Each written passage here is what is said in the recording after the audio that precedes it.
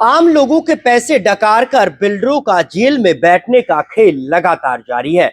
ऐसे ही एक बिल्डर के खिलाफ आज लोगों ने प्रोटेस्ट किया जो कि जेल में बंद है। नमस्कार, मैं हूं नीरज अम्बावता और आप सभी का स्वागत करता हूं एस्टेट न्यूज पर। एस्टेट न्यूज पहला ऐसा वेब न्यूज चैनल है जहां सिर्फ रियल एस्टेट सेक्टर से जुड़ी हुई तमाम खबरें आप तक सीधी और सबसे पहले पहुंचाई जाती है।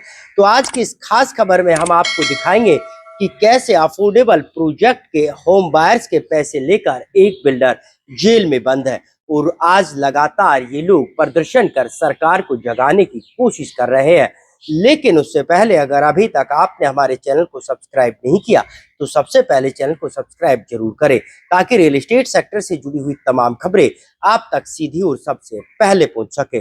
तो देखिए आखिरकार कौन सा ये अफोर्डेबल प्रोजेक्ट है जो कि पिछले 8 सालों से आज भी अधूरा है और अब ये होम बायर सरकार से क्या कुछ मांग कर रहे हैं। हाथों में पोस्टर बैनर लेकर प्रोटेस्ट करते ये लोग ओएसबी बिल्डर के सेक्टर 69 के गोल्फ हाइट्स प्रोजेक्ट के होम बायर्स है जो कि पिछले 8 सालों से अपने सपनों के अफोर्डेबल घर का इंतजार कर रहे हैं। बिल्डर को इन्होंने 70% तक पेमेंट भी कर दी लेकिन आज तक उनके घर का सपना पूरा नहीं हो पाया। दरअसल गुरुग्राम जैसे शहर में हर कोई अपने सपनों का घर चाहता है और इसी मकसद से वो जिंदगी भर एक एक जमा पूंजी जोड़कर बिल्डर के हाथों में इस भरोसे से देता है कि उन्हें उनके सपनों का घर बिल्डर जल्द बना कर देगा। लेकिन ओएसबी बिल्डर ने सैकड़ों लोगों के साथ हजारों करोड़ों रुपए की ठगी की वारदात को अंजाम दे डाला और यही कारण है कि आज बिल्डर सवराज यादव जेल में बंद है। लेकिन अब यहाँ सबसे बड़ा सवाल ये कि आखिरकार ये प्रोजेक्ट कब पूरा होगा और इस प्रोजेक्ट को कैसे सरकार पूरा करेगी, क्योंकि बिल्डर जेल में है और लाइसेंस पूरी तरह से कैंसिल है। अब ऐसे में लोग सिवाय सरकारी बाबू अधिकारियों के साथ साथ दफ्तरों के चक्कर काटने पर और अपनी जूती घिसने पर मजबूर है। लेकिन उन्हें अपने सपनों का घर अभी भी धुंधला सा दिखाई देता है। दरअसल ये पूरा प्रोजेक्ट साल 2018 में ओएसबी बिल्डर की तरफ से लॉन्च किया गया था जो कि करीब 5.25 एकड़ में फैला हुआ था और इसमें 22 मंजिला 5 टावर बनने थे और 700 फ्लैट इसमें शामिल थे। लेकिन 700 परिवारों के साथ आज पूरी तरह से धोखाधड़ी हो चुकी है और पिछले 8 सालों से लोग अपने घर की तरफ नजरें टिका कर बैठे हैं कि आखिरकार कब उनका घर का सपना पूरा होगा। लेकिन अब ये बिल्डिंग भी खंडर होती जा रही है और लोग बिल्डर के साथ साथ उन सरकारी महकमों से भी सवाल पूछ रहे हैं कि आखिरकार उनकी गलती क्या है। उन्होंने जिस उम्मीद से बैंक से लोन लेकर पैसा प्रधानमंत्री आवास योजना में लगाया था वो योजना और उस योजना को धरातल पर खड़े करने वाले लोग आज कहाँ हैं। गुरुग्राम के किसी एक प्रोजेक्ट का ये हाल नहीं है बल्कि ज्यादातर प्रोजेक्ट ऐसे ही अधर में लटके हुए हैं। ऐसे बिल्डरों पर ना तो सरकार कार्रवाई करती और ना ही सरकारी विभाग उनके साथ सख्ती से पेश आते। लोग है प्रोटेस्ट करते रहेंगे, जमा पूंजी जोड़कर खर्च करते रहेंगे, लेकिन ना तो इससे बिल्डर को फर्क पड़ता है और ना ही सरकारों को। उन्हें तो बस अपने काम और लालच से मतलब होता है। कैप्टन अजय यादव है। मैं ओएसबी 69 गोल्ड फाइट के 2 फ्लैट्स मेरे नाम पे हमने बुक कर रखे हैं जिसकी 50% पेमेंट हमने दे रखी है। हम उन फ्लैटों को लेने के लिए दर दर की ठोकर खाते हुए इकट्ठे होते हैं। बायर्स एक दूसरे के दुख सुख के लिए आए हैं। अभी यहाँ पे हम बिल्डर जेल में चला गया, उसने अपना सब्सिट्यूट किसी और को अपॉइंट कर रखा है। अभी हमने अपने कोर्ट के अंदर रिट डाल रखी है। कोर्ट ने वो तारीख पे तारीख वाले हिसाब से कोर्ट भी धीमी गति से चल पड़ा। कोर्ट की भी मेरे हिसाब से कुछ तो ठीक लगा मुझे कि वो अपना एविडेंस का टाइम कर रहा है। गवर्नमेंट से मांगा है, बिल्डर से मांगा है, वो इनपुट उनको मिले नहीं। अभी वो मिले हैं तो हमारी अभी नेक्स्ट हियरिंग के ऊपर हमें कुछ उम्मीद लगे कि हम कुछ वो कर पाए। मुझे अभी लास्ट वीक में न्यूज़ में और इसमें किसी दूसरे प्रोजेक्ट के साथी ने बताया कि हमारा लाइसेंस को कैंसिल ही कर दिया। पहले तो सस्पेंड था, तो ये सुन करके तो हमें और अजीब लगा। अब गवर्नमेंट इसके अंदर क्या अपना योगदान देगी। गवर्नमेंट ने इस चीज़ के बारे में, एक आम आदमी, एक गरीब आदमी है, यहाँ अफोर्डेबल में आए हैं, वो पैसे वाले तो है नहीं, वो अपना एक छत के लिए आए थे कि किराए से बच जाएंगे। अब किराया भी दे रहे हैं, ईएमआई भी दे रहे हैं, छत भी नहीं मिल रही है और परेशान भी हो रहे हैं। और जिंदगी भर की कमाई है वो भी इसके अंदर शामिल हो जा रही है। तो जाएगा, गवर्नमेंट सुनेगी नहीं, कोर्ट धीमी गति में चलेगा, तो बायर्स का कहाँ क्या हाल होगा। अभी लाइसेंस है उसको कैंसिल कर दिया तो आगे का हमारा फ्यूचर बिल्कुल ही कुछ नजर नहीं आ रहा। तो हमें गवर्नमेंट से ये दरखास्त है, गुजारिश है कि इस प्रोजेक्ट को किसी और को लेके या अपने हाथ में खुद ले करके बना करके हमें इस चीज से पीछा छुड़वाए, जो कि हमारे बायर्स, हमारे साथी, मैं खुद लोन लिया हुआ है, ईएमआई जा रही है उसकी, इंटरेस्ट उसका जा रहा है, और घर की अलग से रेंट जा रहा है वो अलग से। तो अभी मैं एक लीड कर रहा हूँ अपनी इस एसोसिएशन को, जो हमने रजिस्टर्ड कराई है डीआर ऑफिस में। मैं उसका प्रेसिडेंट हूँ अभी। डॉक्टर बाबू जी हमारे सेक्रेटरी साहब हैं। हम सीएम से भी चंडीगढ़ में मिल के आए थे इस प्रोजेक्ट के बारे में। उन्होंने हमें अश्योर किया था कि ये प्रोजेक्ट आपका बनेगा, आपको दिलवाएंगे, जल्दी कराएंगे आपकी कार्रवाई। और उसके 1 महीने के बाद में उनके दूसरे ऑफिस ने, रियल एस्टेट ऑफिस ने रिप्लाई भेजा कि आपका केस जो है कोर्ट के अंदर है, इसलिए गवर्नमेंट इसके अंदर इंटरवेन नहीं कर सकती।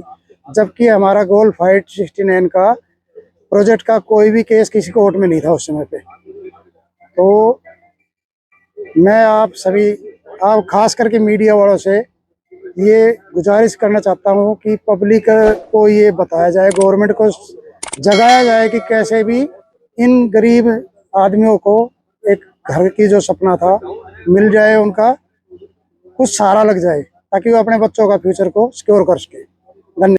ये फ्लैट हम लोगों ने 2019 में बुक करा था, जो कि गवर्नमेंट स्कीम के अंदर था। ये सोच के हमने फ्लैट बुक करा था कि फ्यूचर में हमारा अपना घर होगा, और हम लोगों ने अपना लोन लेके और कहीं से पैसे जुगाड़ के इसके इंस्टॉलमेंट देने शुरू करे। लेकिन अभी 7-8 साल हो गए ये फ्लैट ऐसे का ऐसे ही पड़ा हुआ है। इसका ना कोई प्रोग्रेस है, और ना हमें ये पता चल रहा है कि कौन सी गवर्निंग बॉडी या अथॉरिटी है जो कि हमें इस पर हेल्प कर पाए। बिल्डर का हमें कुछ पता नहीं है। दूसरे भी जो भी यहाँ पे लैंड ओनर्स हैं वो आके अपने डिस्प्यूटेड चीज़ें अलग अलग तरीके से बताते हैं।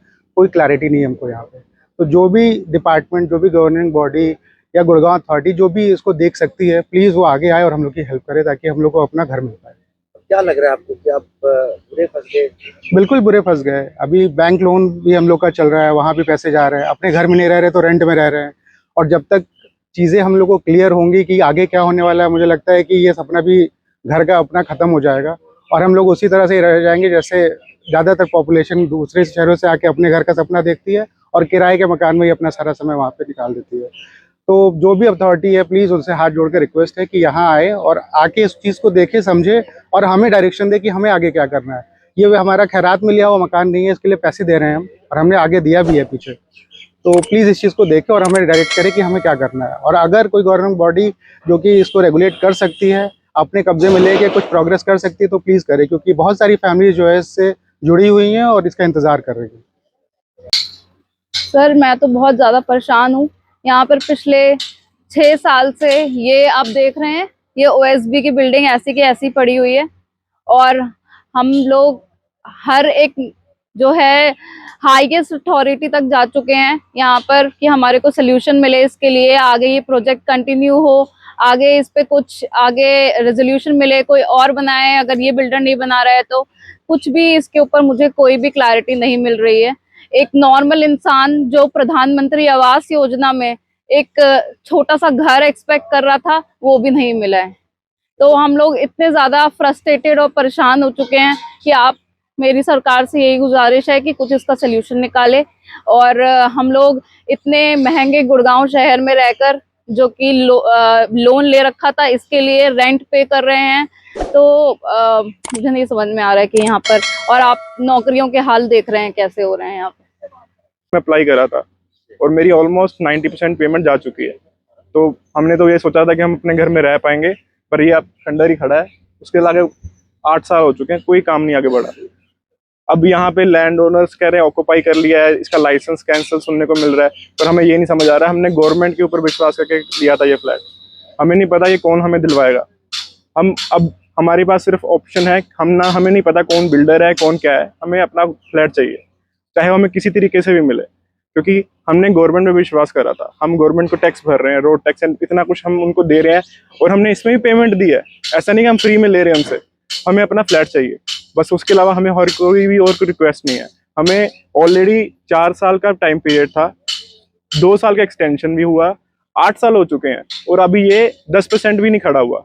एक टावर है और 6 टावर बनने हैं और जो फाउंडेशन है वो सब खराब हो चुकी हैं। पता नहीं यहाँ पे क्या आगे बढ़ेगा क्या नहीं होगा इसका। तो बस मेरी यही रिक्वेस्ट है कि किसी भी तरीके से हमें ये अपना फ्लैट मिले। Thank you. परेशानी तो ऐसा है, आज 8 साल जैसे हमें हो गए हैं और हर जगह हम धक्के खा रहे हैं और हमने एक सरकार पे विश्वास करके, रेरा पे ट्रस्ट करके, इस सरकार की एक स्कीम है उसके अंदर हमने ये फ्लैट बुक कराया और आज हर जगह हम भटक रहे हैं, कोर्ट में जा रहे हैं, सरकार चीफ मिनिस्टर से मिल लिए, हर डिपार्टमेंट से मिले हैं पर कहीं से कोई कॉपरेशन नहीं मिल रहा है। हर जो बायर है जिसने की बड़ी अपनी हार्ड जो मनी यहाँ इन्वेस्ट की हुई है, कुछ लोगों ने लोन ले रखा है और इसी आस में कि अपना खुद का घर होगा, लेकिन आप भी 8 साल से कोई पता नहीं है इस प्रोजेक्ट का क्या होगा कैसे होगा। तो हर आदमी परेशान है और हर आदमी चाह रहा है कि सरकार इसमें हमारी हेल्प करे और जल्द जल्दी इसका कोई ना कोई अच्छा समाधान निकाले। करोड़ों अरबों रुपए डकार कर भले ही बिल्डर आज जेल में है, लेकिन यहाँ सबसे बड़ा सवाल ये उठता है कि आखिरकार वक्त रहते हुए सरकारी महकमों और सरकारों ने ऐसे बिल्डर पर कार्रवाई क्यों नहीं की, ताकि आज लोगों को परेशान ना होना पड़ता। बहरहाल आपको हमारी ये खबर कैसी लगी कमेंट करके जरूर बताएं।